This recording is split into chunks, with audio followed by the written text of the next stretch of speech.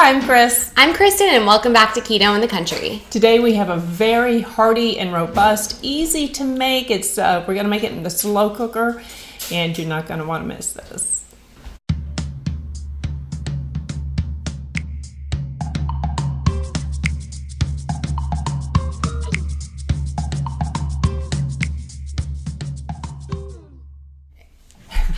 So I got this recipe idea from a restaurant in the Atlanta airport. I couldn't believe how good it was. It incorporates feta, olives, balsamic, and it's just, to me, I haven't tried it yet, but it sounds so delicious, and it smells even better probably than it sounds. And balsamic,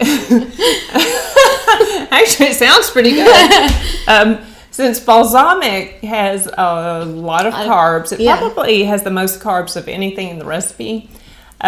We cut it in half, so we're going to see how that turns out. And also, when you use something that has carbs like that, you have to remember that you're dividing it. I mean, for this meal, there's going to be 5 servings. So if you look at it that way, it's not so bad. You want to try it? Let's go ahead and get in the kitchen, and we'll show you how it's done.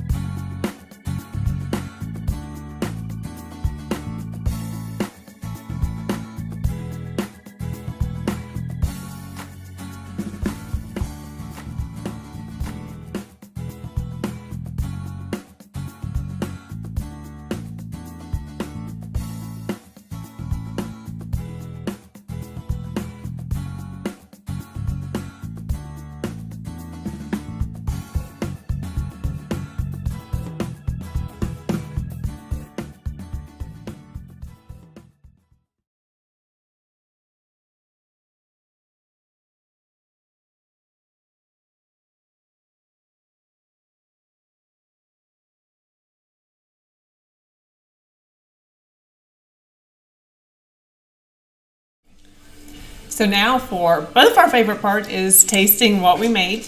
That's not really a good shot. It's beautiful. Yeah, it's beautiful, but you can't really tell. We're going to see how the adjustments that we made to make this recipe keto, we're going to see how that goes. Yeah. And see if there's anything we could have done better. So.